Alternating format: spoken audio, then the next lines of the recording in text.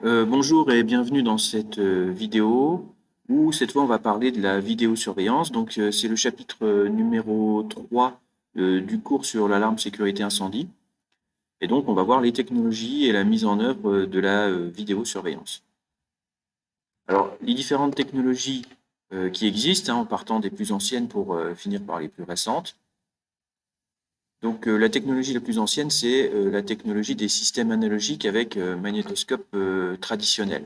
Alors qu'est-ce que ça veut dire? Ça veut dire qu'en fait, on va partir dès le départ avec des caméras analogiques qui vont faire les prises de vue, qui vont transmettre ça en analogique sur un câble coaxial, qui est un câble de type antenne. Ça va passer dans un multiplexeur analogique. Donc le multiplexeur, lui, va être capable de commuter sur les différentes caméras qui composent le système de vidéosurveillance, voire même de créer une incrustation sur un moniteur analogique pour voir les 4 caméras à la fois. Et puis on a l'enregistrement sur des bandes magnétiques sur un magnétoscope. Donc les images sont enregistrées directement en analogique sur un magnétoscope ou visionnées sur un moniteur.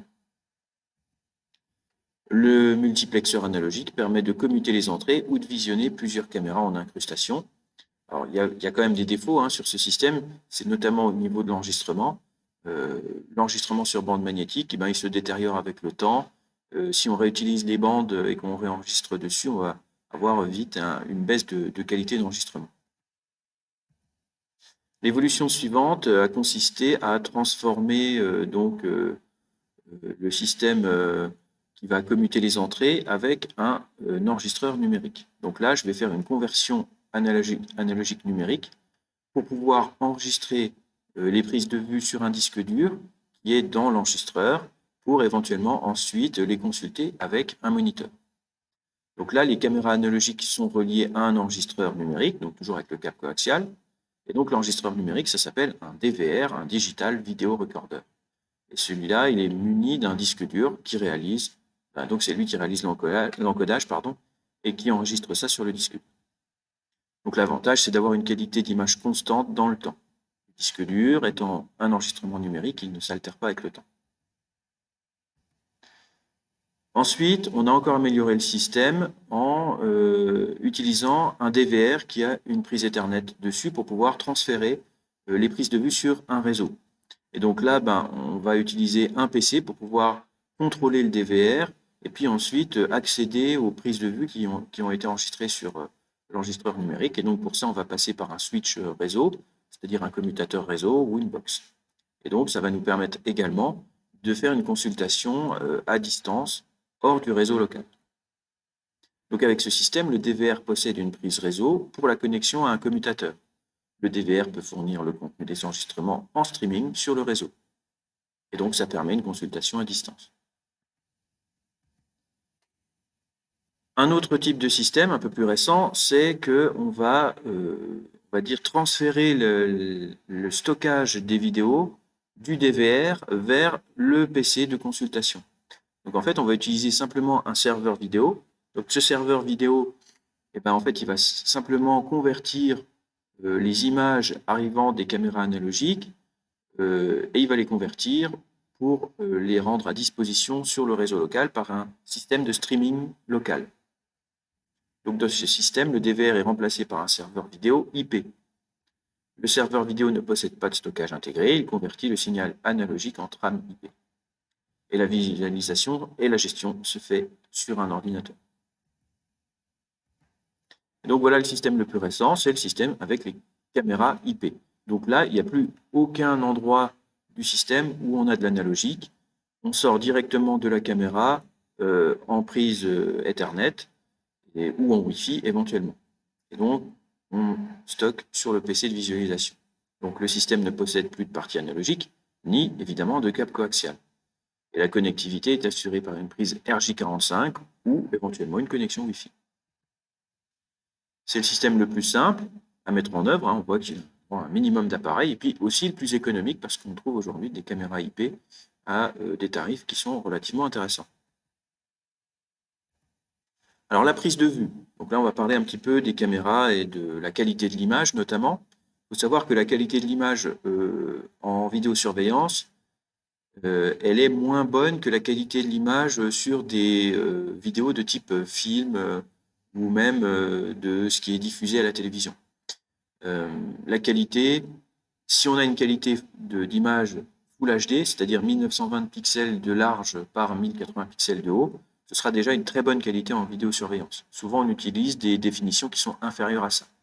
Donc la qualité dépend surtout de la définition des images capturées. Notez que j'utilise le terme définition et pas résolution, hein, parce qu'une définition, c'est bien, quand on parle d'image, c'est bien un nombre de pixels en largeur multiplié par un nombre de pixels en hauteur. La résolution, c'est un terme qu'on utilise parfois à tort à la place de définition. La résolution inclut une notion de distance sur laquelle ces pixels se répartissent. Je prends un exemple. Si on prend un téléviseur Full HD, donc 1920 par 1080, 50 pouces, il aura la même définition qu'un smartphone de 5 pouces, c'est-à-dire que le smartphone aura aussi 1920 pixels par 1080. Par contre, ces pixels, elles seront concentrés sur une surface bien plus petite sur le smartphone que sur le téléviseur de 50 pouces. C'est pour ça qu'on pourra dire que ces deux appareils ont la même définition, mais par contre, ils n'ont pas du tout la même résolution, puisque la résolution, c'est le nombre de pixels par pouce. Et donc, la résolution du smartphone sera bien meilleure que la résolution du téléviseur. Donc, en matière de vidéosurveillance, une bonne définition, c'est déjà du 640-480, alors que ça, en cinéma ou en film télé, c'est une définition qui est très basse. La haute définition, c'est 704 par 576. La très haute définition, c'est 1280 par 720. Donc, en vidéo, on appelle ça le 720p. Et puis, la définition mégapixels, c'est ce qui se fait, on va dire, classiquement de mieux, même si on peut trouver aussi des caméras de vidéosurveillance en 4K maintenant. Le 1600 par 1200, c'est à peu près le même nombre de pixels qu'on a sur une image Full HD. Et donc, ces images, elles sont générées par un capteur qui s'appelle le capteur CCD. Donc, le capteur CCD, c'est le capteur qui est là pour capter la lumière au niveau de la carte électronique de la caméra IP. Et donc, ce capteur possède, sous forme de matrice, des capteurs pour les couleurs rouges, les couleurs vertes, les couleurs bleues, ce qui permet de former les couleurs. Donc, le capteur CCD, Charge Coupled Device, permet de capter la lumière et de la transformer directement en données numériques. Là, effectivement, on constate qu'il n'y a pas d'analogique du tout. Et l'autre particularité de ces capteurs CCD, c'est qu'ils sont sensibles au rayonnement infrarouge. Et donc, on va pouvoir se servir de cette propriété pour assurer une vision nocturne aux caméras IP. Donc, si je prends l'exemple de cette caméra, au milieu, on a le capteur CCD, puis tout autour, on a un certain nombre de LED ou d'ailes, suivant qu'on le prononce en français ou en anglais, infrarouges. Et en fait, on va éclairer la scène qu'on veut surveiller avec ces LED infrarouges, et le capteur, lui, étant sensible aux infrarouges, il va transférer ces différentes lumières dans des niveaux de gris. Donc ici, par exemple, dans la pièce, on est dans le noir absolu, et voilà ce qu'on voit avec la caméra. Par contre, on est limité à la portée des LED infrarouges, et donc même avec des LED de forte puissance, on est limité à quelques mètres, tout au plus une dizaine. Et si on voulait, par exemple, surveiller un parking en pleine nuit, il faudrait qu'on place sur ce parking des projecteurs qui projettent de la lumière infrarouge pour que ce parking soit visible sur une caméra IP, même dans le noir complet. Donc le capteur CCD étant sensible au rayonnement infrarouge, il suffit d'éclairer la scène qu'on veut filmer avec des DEL infrarouges pour avoir une vision nocturne, mais la portée n'est que de quelques mètres. Donc cette vision nocturne, elle est possible parce que le capteur CCD est sensible aux infrarouges, qui sont des longueurs d'onde qui normalement sont hors du champ du visible de l'œil humain, mais qui rentrent quand même dans la sensibilité du capteur. Après, il faut qu'on parle aussi des angles de vue. Les angles de vue, c'est ce qui va déterminer la position de la caméra par rapport à la scène qu'on veut filmer. Donc l'angle de vue dépend directement de la taille de l'objectif. Et la taille de l'objectif, on compte ça en millimètres. Par exemple, un objectif de 25 mm aura un zoom bien plus performant qu'un objectif de 3,6 mm. Mais par contre, l'angle de vue sera bien plus resserré. Donc c'est à chaque fois un compromis entre angle de vision et niveau de zoom. L'angle dépend de la taille de l'objectif. Plus il est grand, plus l'angle est étroit et donc plus le zoom est grand. Et il existe des objectifs en vidéosurveillance qui vont de 3,6 à 100 mm pour des objectifs qui ont le niveau de zoom le plus performant. Alors on va voir d'autres exemples. ici un véhicule filmé à 3 mètres avec une optique de 3,6 mm. Si je recule la caméra à 10 mètres, on voit que j'ai plus d'angle mais moins de zoom, et à 15 mètres, encore également plus d'angle et moins de zoom. Et si maintenant je me remets à des distances de 10 mètres et 15 mètres, mais cette fois avec une optique de 25 mm, on voit bien que le zoom, il est plus important. Et il existe aussi des optiques avec un zoom optique variable. Donc un zoom optique, à ne pas confondre avec le zoom numérique. Le zoom optique, en fait, c'est les lentilles à l'intérieur de l'objectif qui vont se déplacer pour réaliser un zoom variable, contrairement au zoom numérique, lui qui prend une image fixe et qui ne fait que grossir les pixels. Donc le zoom optique qui sera toujours beaucoup plus performant que le zoom numérique. Donc on peut avoir des zooms optiques variables de 6 à 15 mm. Donc on voit là, on est toujours à la même distance de 15 mètres, mais on peut avoir un zoom différent. Et puis on a des optiques qui peuvent même permettre d'avoir un niveau de zoom entre 6 et 96 mm. Donc là, on voit qu'avec l'angle le plus large, on peut voir l'intégralité du parking. Et avec le téléobjectif, j'allais dire le plus intense, on peut même distinguer le conducteur du véhicule. Ensuite, les différents types de caméras IP qui existent. Donc, on va passer rapidement, hein. Le plus simple, c'est la caméra réseau fixe. Ça veut dire que là, elle va être fixée sur sa position, elle ne pourra pas bouger. Donc, elles sont positionnées pour filmer des endroits précis. Et en plus, étant bien visibles, elles participent à la dissuasion. La dissuasion, c'est ce principe qui fait qu'on va essayer de dissuader, d'empêcher l'intrus de pénétrer dans le local interdit ou de commettre un vol par le fait de lui signaler qu'il a été repéré. Et donc, s'il voit de façon bien visible une caméra fixe dans son champ de vision, ça va peut-être le dissuader de continuer son action. Il existe également des caméras à dôme fixe. Elles aussi, elles sont fixées sur un certain angle de vision. Par contre, elles ont la particularité de ne pas être visibles par l'intrus. Donc, elle n'est pas motorisée non plus. Elle permet de surveiller une zone sans que l'on sache dans quelle direction elle pointe. Et donc, elles sont discrètes. Et là, on va pouvoir peut-être essayer de capturer des images de l'intrus à son insu, sans qu'il s'en rende compte.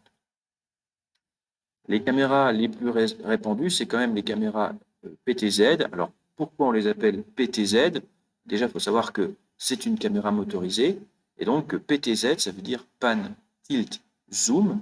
Pan pour rotation horizontale, Tilt pour inclinaison verticale, puis Zoom pour pouvoir modifier le niveau de zoom optique. Elles sont bien visibles et donc elles participent, elles aussi, à la dissuasion. Ensuite, on a les caméras dôme réseau. Donc les caméras dôme, c'est des caméras motorisées, mais qui ont la particularité de pouvoir être orientées à 360 degrés. Elles sont beaucoup utilisées pour la surveillance urbaine. Elles sont parfois visibles, parfois discrètes, pour pas qu'on puisse se rendre compte qu'on est filmé à ce moment-là. Elles peuvent pivoter à 360 degrés. Et elles sont programmables, alors comme les caméras PTZ, mais on peut les programmer avec des cycles de tours de garde. Qu'est-ce que ça veut dire? Ça veut dire qu'en fait, on va déterminer un chemin préenregistré pour la motorisation de la caméra, pour lui faire surveiller à intervalles réguliers des points particuliers de la zone de surveillance. Et donc, on n'aura pas besoin de manipuler de la part d'un opérateur, il n'aura pas besoin de manipuler la motorisation de la caméra. Elle va d'elle-même bouger sur ces points précis pour réaliser des enregistrements toujours rythmés sur les mêmes points. Donc, une autre caractéristique importante de la vidéosurveillance, c'est le stockage des prises de vue. Où est-ce qu'on va stocker les données qu'on a filmées? Donc, on utilise beaucoup les disques durs pour stocker les vidéos, les images de vidéosurveillance, et notamment les disques mécaniques. On a assez rarement intérêt à prendre des SSD pour pouvoir faire du stockage de prise de vue, puisque ça prend beaucoup de place, et pour l'instant, l'avantage est encore au HDD au niveau de la capacité de stockage. Donc la première possibilité, c'est simplement de stocker les vidéos sur l'ordinateur de contrôle. Donc, on a sur l'ordinateur un logiciel qui permet de contrôler les caméras, et donc je vais utiliser le disque dur de l'ordinateur, voire un autre disque dur que j'aurai câblé en interne dans l'ordinateur. Donc par exemple, SSD pour le système et puis un HDD pour stocker les images de vidéosurveillance. Donc les prises de vue peuvent être stockées sur le PC de contrôle muni d'un ou plusieurs disques internes. La capacité peut atteindre plusieurs téraoctets, suivant le nombre de disques qu'on met dans le PC. J'ai également la possibilité de stocker les images par le réseau. Donc par le réseau, ça veut dire que j'ai un système de stockage uniquement qui est déporté et accessible par le réseau et je pourrais consulter les images par la suite. Donc la gestion, elle est toujours faite sur le PC de contrôle, mais le stockage, par contre, il est assuré par un NAS ou un SAN. Alors je vais rappeler ce que ça veut dire. Un NAS, ça veut dire Network Attached Storage, c'est donc un disque réseau.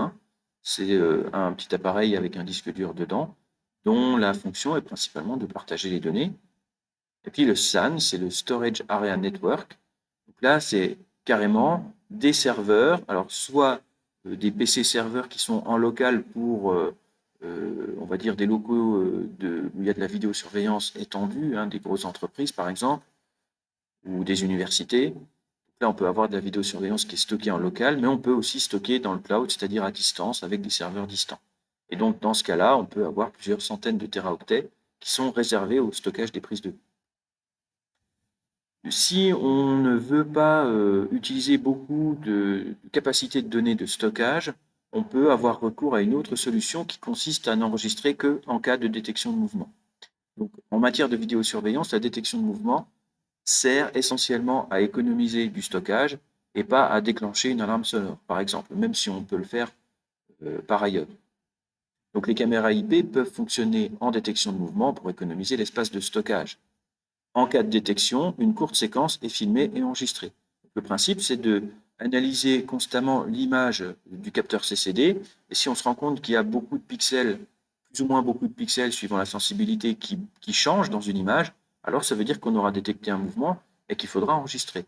Et en plus, comme elle enregistre en permanence, mais qu'elle efface au fur et à mesure les images qu'elle enregistre s'il n'y a pas de détection de mouvement, je vais être également capable d'enregistrer une séquence où j'aurai les 30 secondes avant la détection de mouvement ainsi que les quelques minutes après. Comme ça, je pourrais vraiment savoir ce qui s'est passé juste avant la détection du mouvement.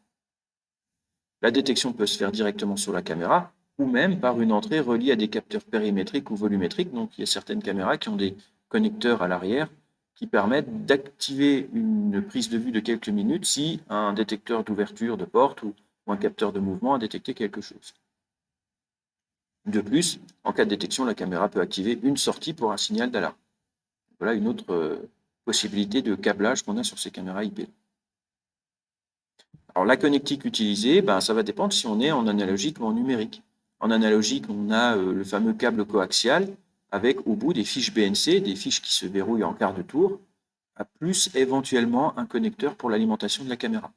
Alors que quand on est sur des caméras IP, là on va avoir au niveau de la connectique le RJ45 ou alors la prise pour l'antenne Wi-Fi. Là sur celle-là, en plus, on peut en faire ressortir l'audio ici. Et puis on a ces fameux connecteurs qui permettent d'avoir la détection de mouvement. Donc les câbles utilisés, donc si on est en analogique, on est plutôt sur du KX6 ou du HR6, donc c'est des câbles analogiques à fiche BNC qui ont une impédance de 75 ohms. L'impédance, c'est la résistance équivalente au câble pour une fréquence donnée. Donc, ça veut dire qu'à la fréquence d'utilisation, le câble se comportera comme une résistance de 75 ohms. Ils peuvent être accompagnés d'une alimentation 12 volts, donc pour les caméras analogiques. Et quand on est en caméra IP, donc c'est du câble à paire torsadée avec prise RJ45. Donc, sur la prise RJ45, normalement, je n'ai pas l'alimentation. Donc, je vais être obligé de câbler en plus à côté de ma caméra une prise secteur avec un petit adaptateur secteur pour alimenter la caméra. Pour pallier à ce problème-là, il y a certaines caméras qui supportent la fonction PoE.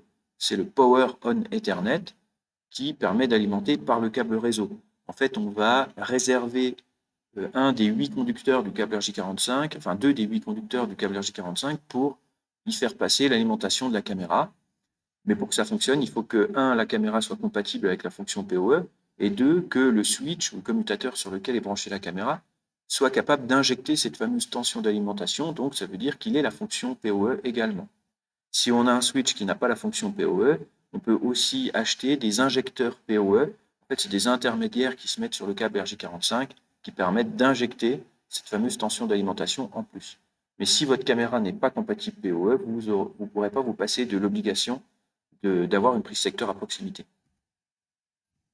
Donc le Wi-Fi, c'est la dernière manière, la plus récente, disons, de connecter ces caméras IP qui présente l'avantage, évidemment, de ne pas avoir besoin de tirer un câble, avec l'inconvénient de la saturation du canal. Donc avec le Wi-Fi, la connexion se fait sans fil entre les caméras et un point d'accès Wi-Fi. Il faudra veiller à calculer les débits pour ne pas saturer le canal, parce qu'en fait, le canal du Wi-Fi, même si on utilise un Wi-Fi performant, par exemple 300 mégabits par seconde, il faut savoir que ces 300 mégas, ils sont disponibles vraiment quand on est tout près du point d'accès.